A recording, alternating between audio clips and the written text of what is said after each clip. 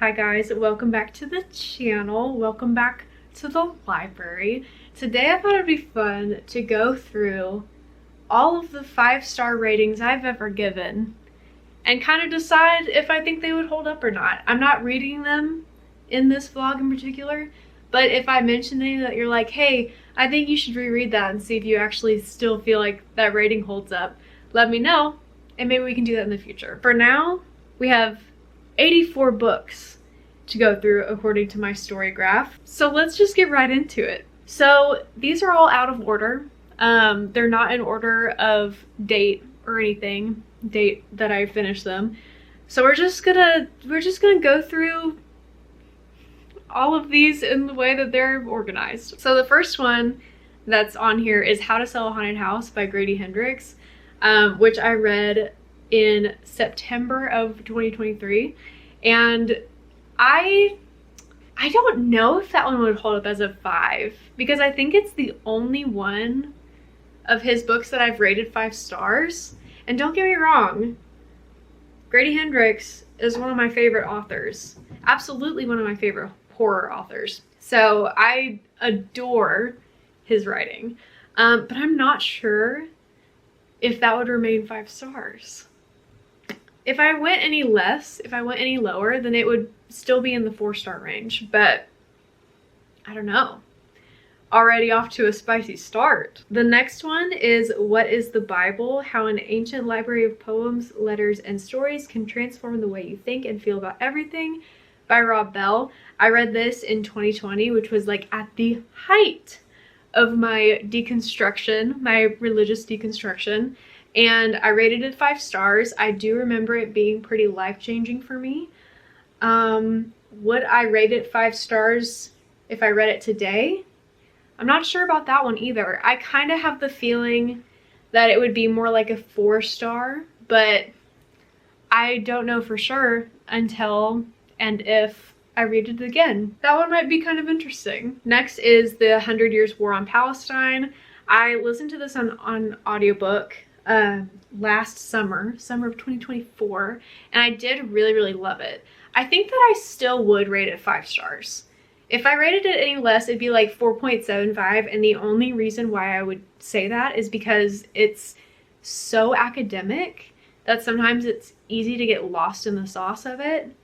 But I still think that it would be a 5-star read, even with that being true.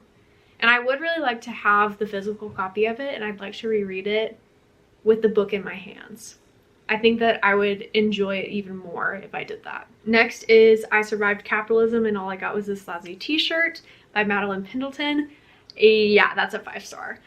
Yes, that is a 5-star book. If you haven't read it, I highly recommend it. The Clue in the Diary, Nancy Drew. I don't know, me with all my Nancy Drew books behind me, I don't know if I would rate this 5 stars again. It is hard because it's technically like a children's book or a middle grade book, and those can be harder to rate as an adult. They're so nostalgic to me, and I do really love them, but I don't know if that automatically means that they're allowed to have a 5-star rating. So that one's a little bit iffy. I feel like if I read it again, I would rate it lower. Mame by Jessica George.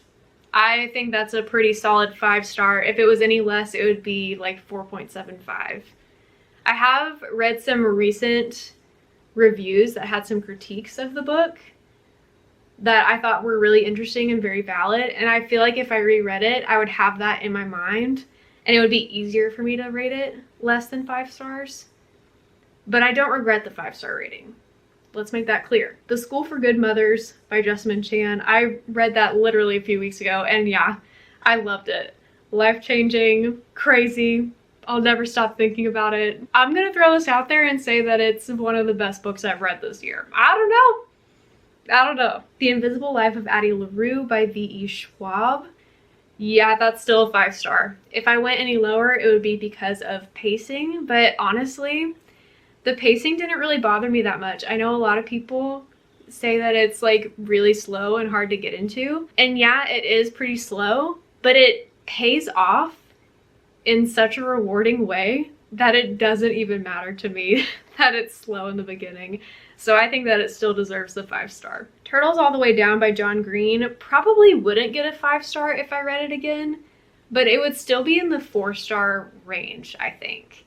Because I do remember really enjoying that. I read it in 2023, summer of 2023, and I do remember really enjoying it. But I just don't know if I would rate it 5 stars if I read it today. I Who Have Never Known Men by Jacqueline Hartman. Yeah, that's a 5-star. That's a 5-star. Nothing else to say.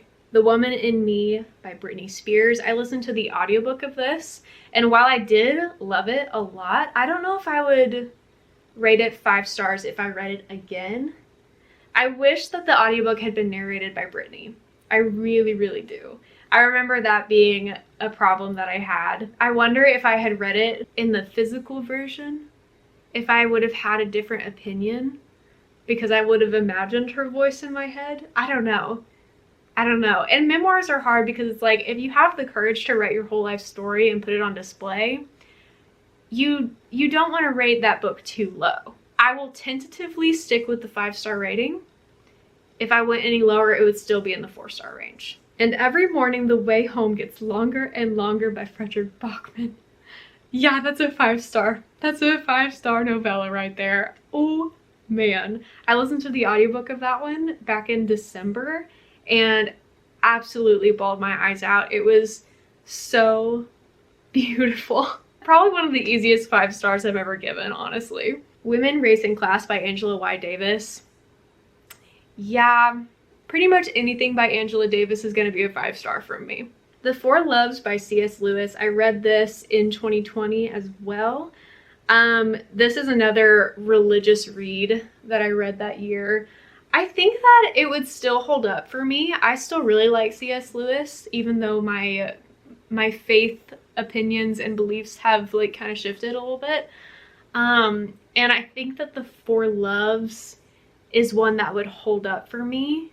I'm not sure if I would rate it 5 stars though. I feel like it would be lower. It would probably end up being 4 stars. No lower than 4. I don't think. I don't know. Let the People Pick the President by Jesse Wegman. I really liked this book when I read it the first time. However, I did try to reread it a few months ago, and it was not giving the same, like, groundbreaking vibes. I think that I would end up rating this 4 stars or potentially even lower. I didn't even finish it when I tried to reread it. It would definitely be lower than a 5-star rating. Oh boy. Redeeming Love by Francine Rivers. That, I can assure you, would not be a 5-star book if I read it again. That one, I don't have marked what year I read it, but I'm pretty positive it would have been like 2018, 2019, somewhere around there. Yeah, that one would not fly with me if I read it again. A Prayer for the Crown Shy. Yeah, that's a 5-star. Yeah, that's a 5-star. Absolutely. 100 Things We've Lost to the Internet by Pamela Paul. I listened to this one on audiobook, I believe, in 2023, and really, really loved it. I don't know if I would rate it 5 stars though, because I don't think it's as groundbreaking as I probably thought it was at the time. But it would be in the 4-star range, I think. Most likely. I enjoyed it. I remember liking it a lot. But I wouldn't, like, purchase it for my shelves or anything. Like, I'm fine with that just being a one and done. I don't ever pick it up again. And for the most part, when I rate a book 5 stars, that's a book that I'm probably going to want to own and come back to.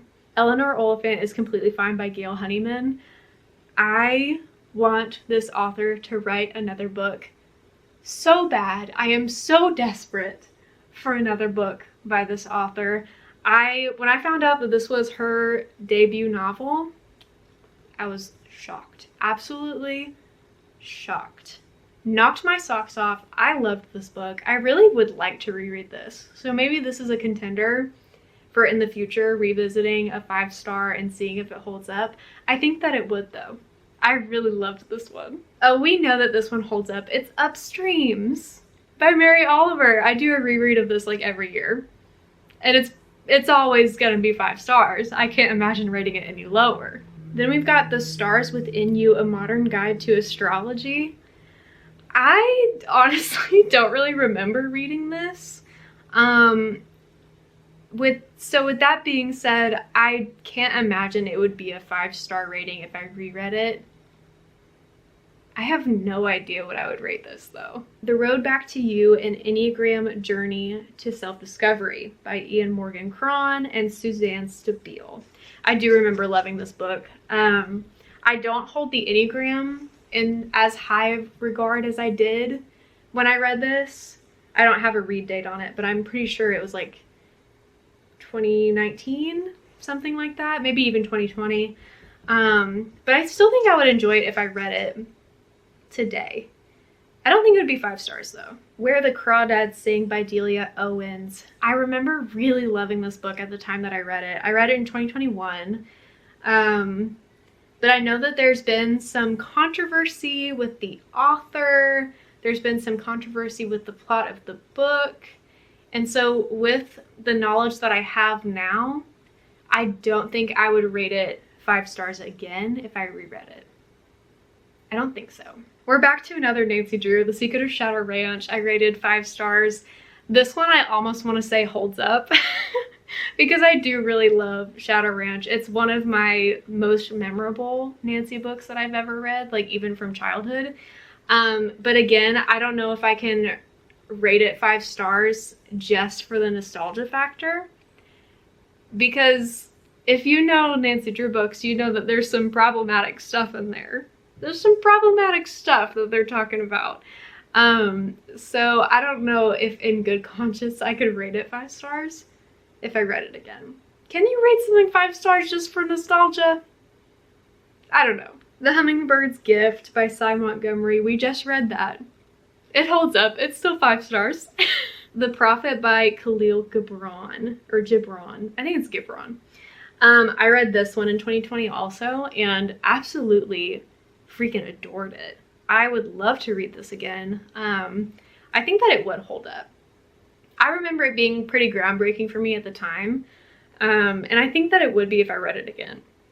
So I think that it would hold up. Women Who Run with the Wolves: Myths and Stories of the Wild Woman Archetype by Clarissa Pinkola Estes. I think that it would still be 5 stars. It might be a little bit less, just for like pacing problems, because I do remember getting a little bit like, okay, pick up the pace, but I did really enjoy it still. I think that I would like it more if I read it physically, because I did listen to the audiobook, and maybe that's where I made my mistake. Maybe it would hold up and still be 5 stars if I read it physically. I'm Glad My Mom Died by Jeanette McCurdy. That's still 5 stars. Absolutely. I read that in 2023. And it absolutely rocked my world. And I read that physically. I've heard that if you listen to the audiobook, she narrates it herself. And I think that would, like, that would make me disintegrate into the earth. Like, I think that would absolutely wreck me in the best way. The Mysterious Benedict Society by Trenton Lee Stewart. This is a nostalgia read and one that I read when I was younger. But I do think that I can rate it 5 stars, not just for the nostalgia factor, but also because it's genuinely a really wonderful book, a really wonderful story. I love all the characters. I love the plot. The audiobook narration is top notch. So yeah, that one's gonna hold up. And Then There Were None by Agatha Christie. This is like the ultimate mystery classic for me. I don't think that I could ever rate this any less than 5 stars. I will say that most other Agatha Christie's that I've read have been below 5 stars, so I feel like this is kind of her one-hit wonder for me. If you have an Agatha Christie book that you absolutely love, that you think I would love, let me know in the comments and I'll give it a shot. Images and Idols: Creativity for the Christian Life. Yeah, that one's not gonna hold up for me. Feminism is for Everybody by Bell Hooks. I think that that one would hold up. I think that I would prefer it physically read instead of audibly read. But I do think that it would still be 5 stars if I read it again, or if I read it today. Sapiens. I think that this would still be 5 stars. If I knocked any points off, it would be for pacing. I remember it being a little bit slow at parts. But for the most part, I think I would really enjoy it if I read it again.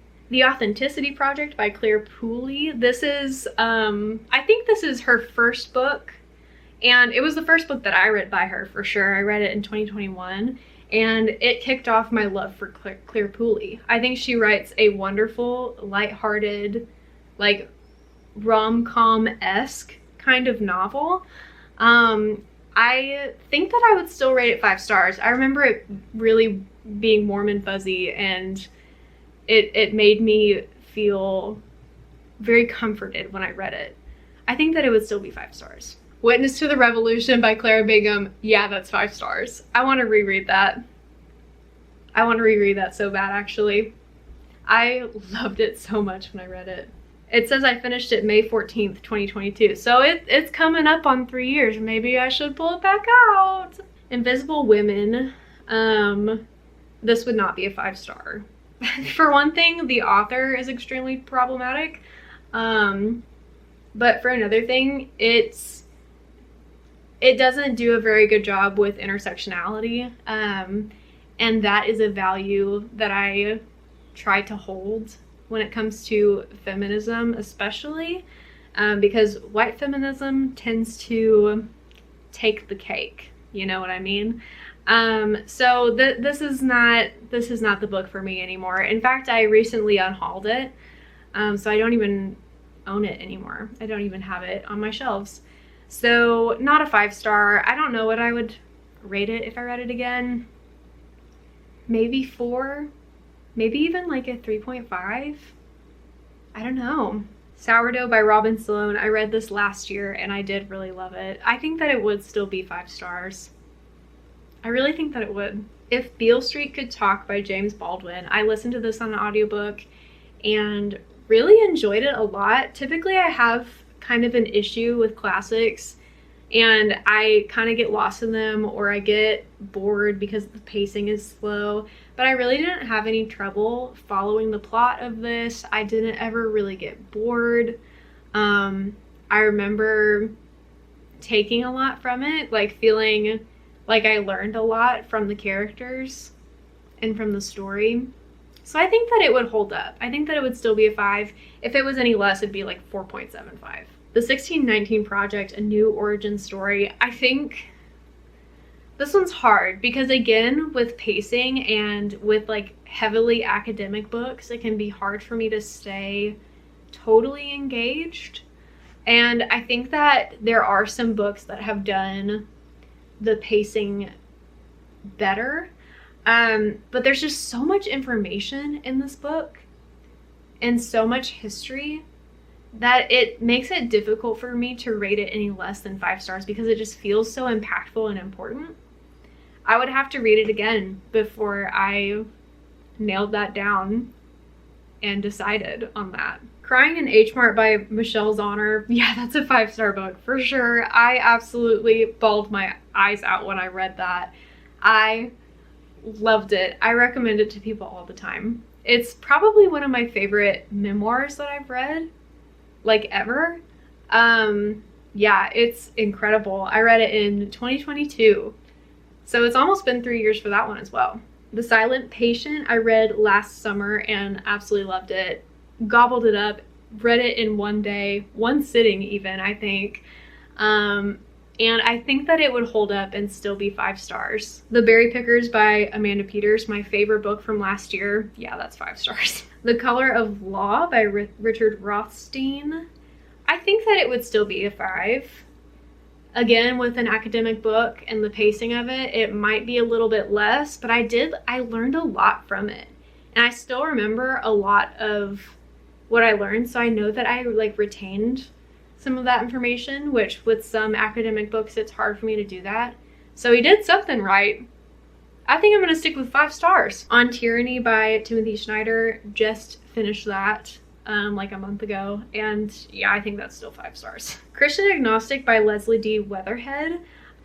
This book actually kind of changed my life, and I don't know if I read it again how I would feel about it. I think that I would still really appreciate it a lot.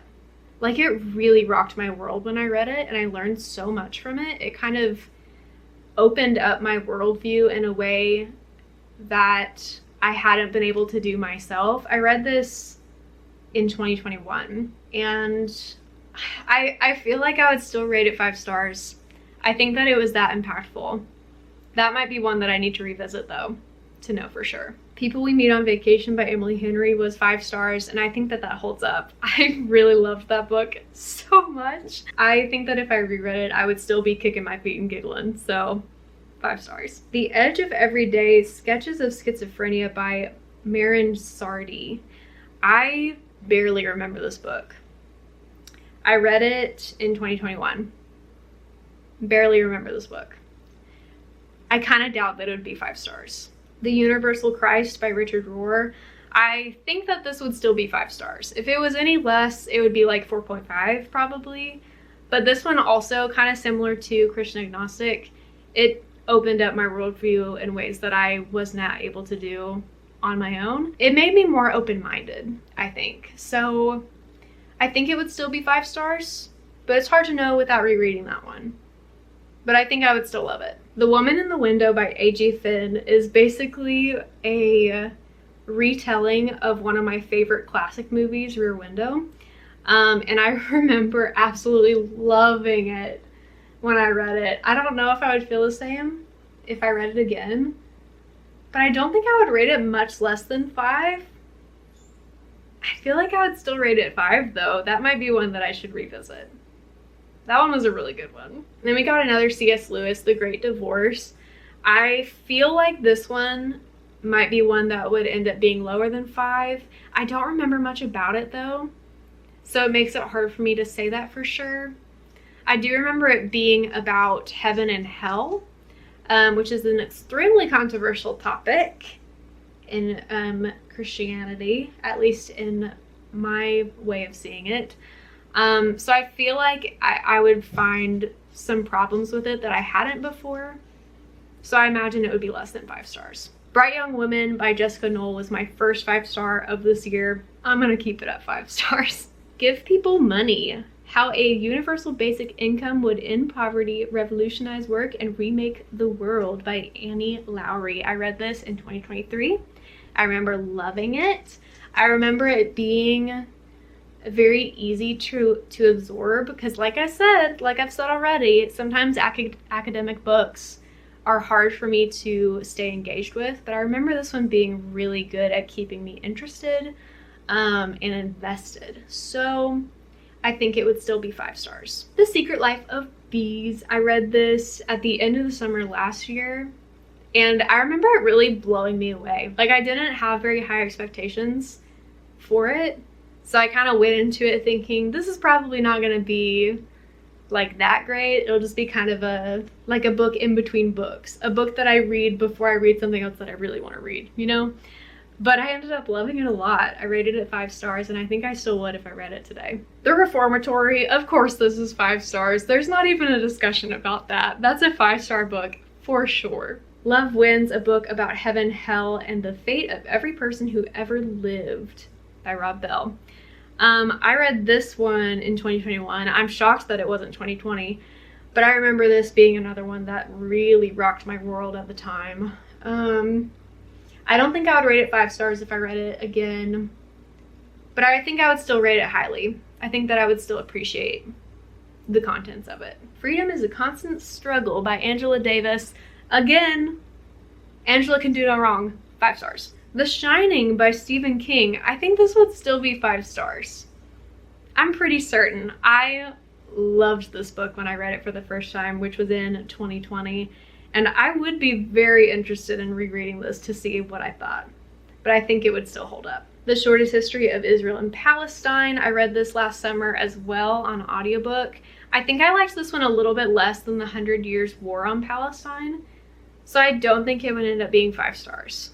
I think it would be a little bit less, but not like significantly so. I feel like it'd be like 4.25, 4.5, that kind of territory. The House on Mango Street, Sandra Cisneros.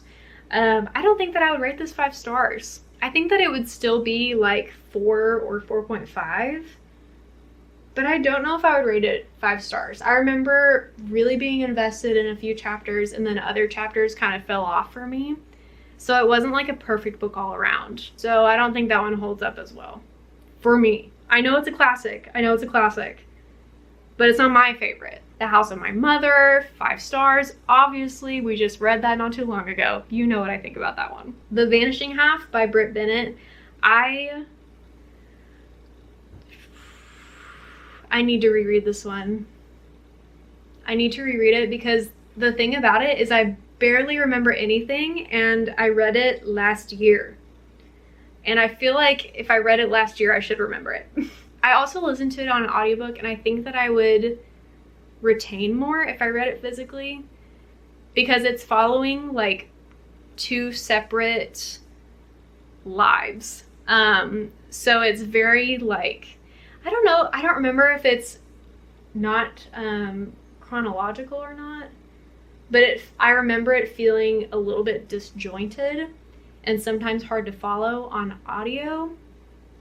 So I'm kind of surprised I rated it 5 stars to begin with. I'm not really sure why I did that.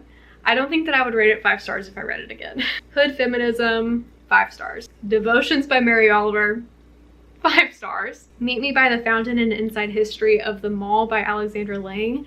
I love this book. I love a book about a really niche topic, especially when it comes to like urban planning. I don't know why that always like gets me going. But I don't know if I would rate this 5 stars if I read it again. It would still be rated pretty highly, but it's not a perfect book. Again, with the pacing. The pacing's important. It's a little too academic at times. And then sometimes I'd be really engaged. Sometimes I would be like, skim, skim, skim. So I don't think it'd be 5 stars. Bowling Alone, The Collapse and Revival of American Community by Robert Putnam.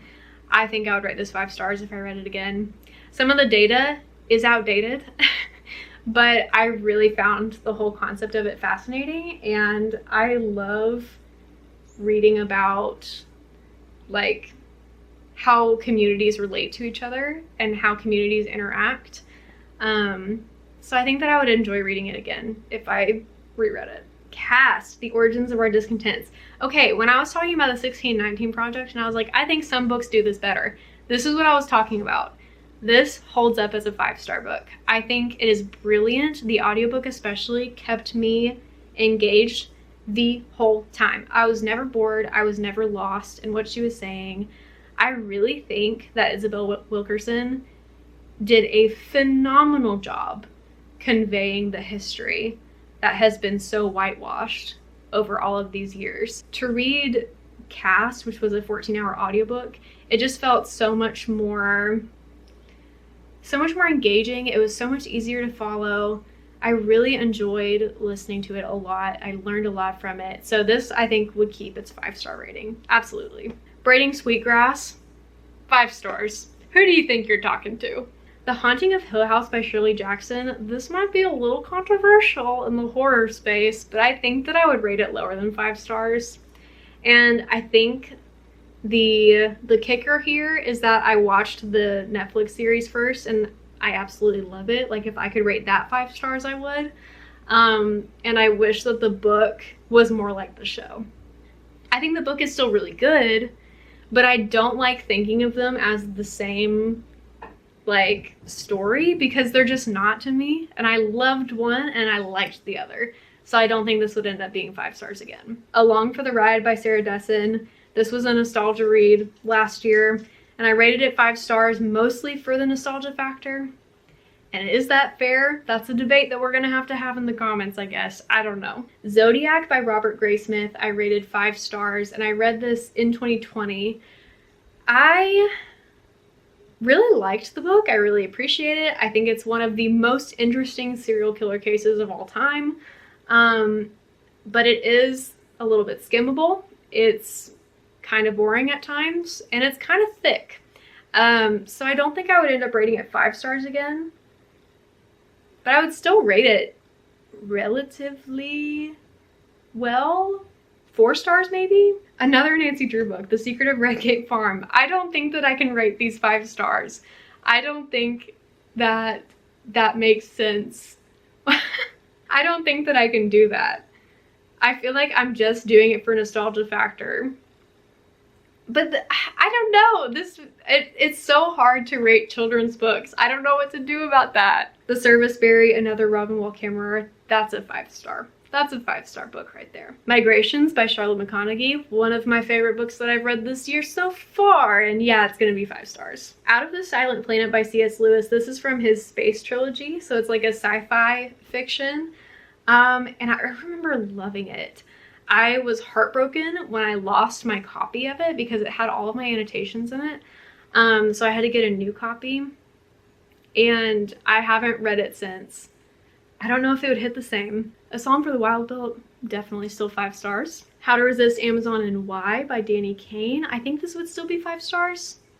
Might be more like 4.75, but not significantly lower. The Speech, a historic filibuster on corporate greed and the decline of our middle class by Bernie Sanders. I kind of forgot that I read this. I don't know if I would rate it 5 stars. I remember really liking it. I learned a lot. I was interested in it. But I don't think I'd rate it 5 stars again. I would have to reread it to find out. That Librarian, which I read extremely recently, easy 5-star. Necessary Trouble, I think would still be 5 stars. It might be more like 4.5 because it was a little bit slow at times, but I remember really enjoying it. It was one of my most unexpected 5 stars of last year. So that one's kind of tough. And it's another memoir. So again, we run into the, if you are brave enough to tell your story, then yeah, you should get a high rating type of thing. If it's not 5 stars, it would be really close. We Should All Be Feminists. This one's tough because I found out very recently that this author is also very controversial. So unfortunate. So unfortunate. The thing I liked about this book though is because it's so short, it's really accessible for people to read it quickly and retain a lot of like really good information. But I don't think I could rate it 5 stars again, knowing what I know. Knowing what I know? I don't know about that. Bigger Than Bernie, how we go from the Sanders campaign to democratic socialism. I don't think I would rate this 5 stars again. I remember really liking it, but I don't know if it was 5-star material. I honestly can't remember. When did I read this? I read it in 2022. So it kind of makes sense that I've lost a little bit of that information over time, but I don't know. I feel like other books that I've read from 2022 I still remember. So The Screwtape Letters by C.S. Lewis. This one would be less than 5 stars, I think. I would have to suspect that this one would be more like in the 3-star range. I don't know. It's been a long time since I've read that one. I think I read it before 2020. So it's been over 5 years. It's hard to say.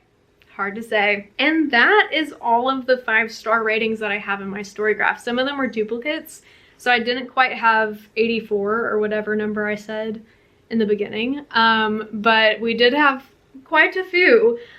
Here's the whole graph that shows all of my ratings of all time. The 4 and 5s are extremely tall in this graph, and I think part of that reason is because I was at the time rating on Goodreads, which doesn't have the like fractions, the decimal points of the ratings. So I was rating with only whole numbers.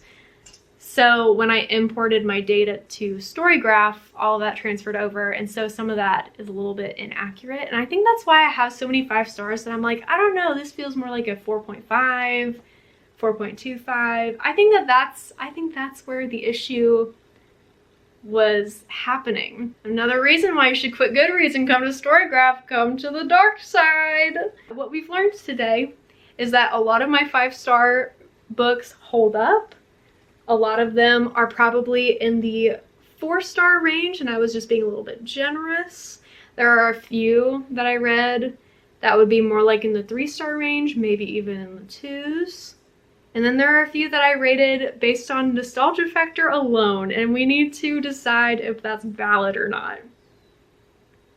I still don't know. Let me know if you would like me to reread any of these books, even the ones that I'm like, yeah, I'm positive that that's a 5-star read. If you want me to reread it for a vlog, I'd be willing to do so. But I hope you guys enjoyed going through all of my 5-star ratings with me. I just thought this would be a fun little quick thing for us to do together, just to do a little review of everything that I've read that I really enjoyed over the last like decade. At least the stuff that's been recorded in my reading trackers. So thanks for being here. I hope that you had fun.